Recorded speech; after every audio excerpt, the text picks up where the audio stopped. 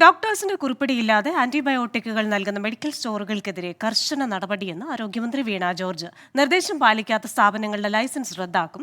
ഇത് പൊതുജനങ്ങളുടെ ശ്രദ്ധയിൽപ്പെട്ടാൽ അറിയിക്കാൻ ടോൾ ഫ്രീ നമ്പർ നൽകുമെന്നും മന്ത്രി വ്യക്തമാക്കി.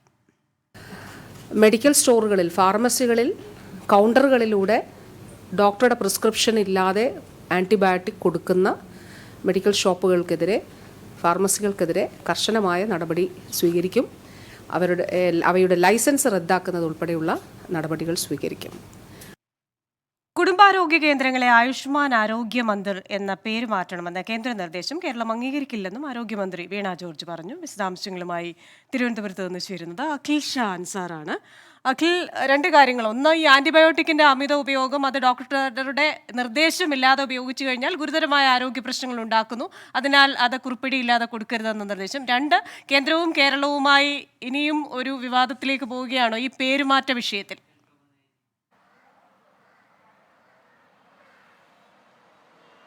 കൃഷ്ണ, ഇന്ന് ആരോഗ്യമന്ത്രി നടത്തിയ പത്രസമ്മേളനത്തിൽ ഏറ്റവും പ്രധാനമായും പറഞ്ഞൊരു കാര്യം ഈ ആന്റിബയോട്ടിക്കുകളുടെ വിൽപ്പനയുമായി ബന്ധപ്പെട്ടുള്ള കാര്യമാണ്. അതായത് ആരെ പോയി ചോദിച്ചാലും മെഡിക്കൽ സ്റ്റോറിൽ നിന്ന് ആന്റിബയോട്ടിക്കുകൾ വിതരണം ചെയ്യുന്ന ഒരു സമീപനമുണ്ട്. അത് പൂർണ്ണമായും അവസാനിപ്പിക്കണം. അക്കാര്യത്തിൽ കർശനമായ നടപടിക്ക് തന്നെ ഒരുങ്ങുകയാണ് ആരോഗ്യവകുപ്പ്. ഏറ്റവും പ്രധാനമായും ആരോഗ്യമന്ത്രി സൂചിപ്പിച്ച ഒരു കാര്യം, ഏതെങ്കിലും തരത്തിൽ ഇനി ആന്റിബയോട്ടിക്കുകൾ ഡോക്ടറുടെ പ്രിസ്ക്രിപ്ഷൻ ഇല്ലാതെ നൽകിയാൽ അതിൽ വലിയ നടപടി ഉണ്ടാകും.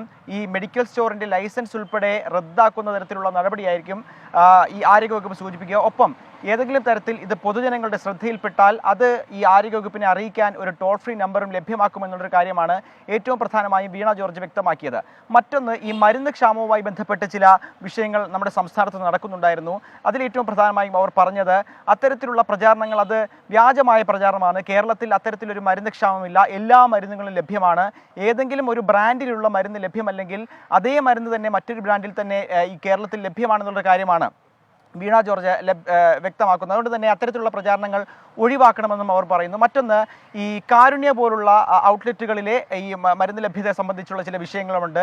അക്കാര്യത്തിൽ എന്തെങ്കിലും തരത്തിലുള്ള പ്രശ്നങ്ങളുണ്ടെങ്കിൽ അത് പഠിച്ച് വേണ്ട പരിഹാരം ഉണ്ടാക്കുമെന്നും അവർ വ്യക്തമാക്കുന്നു. മറ്റൊന്ന്, ഏറ്റവും വിവാദമായ ഈ കോ ബ്രാൻഡിങ് സംബന്ധിച്ചുള്ള വിവാദമാണ്. അതായത് ഈ കേരളത്തിന് നൽകേണ്ട 60% കേന്ദ്ര വിഹിതം അത് തടഞ്ഞു വെച്ചിരിക്കുകയാണ്. അത് ഏതാണ്ട് 826 കോടിയോളം വരുന്ന കേന്ദ്ര വിഹിതം അത് തടഞ്ഞു വെച്ചിരിക്കുകയാണ്. ഇപ്പോൾ കേന്ദ്രം പറയുന്നത് ഈ കോ ബ്രാൻഡിങ്ങിന്റെ പേര് പറഞ്ഞാൽ ഇത്തരത്തിൽ ഈ കേന്ദ്ര ഫണ്ട് തടഞ്ഞു വെക്കുന്നത് ഈ കോ ബ്രാൻഡിങ്ങുമായി ബന്ധപ്പെട്ട് 99% നടപടികളും കേരളം പൂർത്തീകരിച്ചു.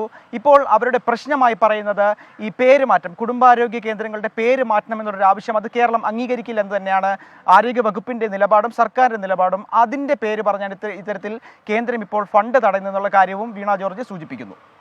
ശരി, ആരോഗ്യമന്ത്രിയുടെ വാർത്താ സമ്മേളനവുമായി ബന്ധപ്പെട്ട വിശദാംശങ്ങൾ നൽകുകയായിരുന്നു അഖിൽ ഷാ അൻസാർ, തിരുവനന്തപുരത്ത് നിന്ന്. ലോകത്തെവിടെയായാലും ഏത് സമയത്തും 24 വാർത്തകളും ഓഗ്മെന്റഡ് റിയാലിറ്റി പാക്കേജുകളും എക്സ്പ്ലെയിനറുകളും വിശദമായി കാണാൻ ഞങ്ങളുടെ യൂട്യൂബ് ചാനൽ നിങ്ങൾക്ക് സബ്സ്ക്രൈബ് ചെയ്യാം.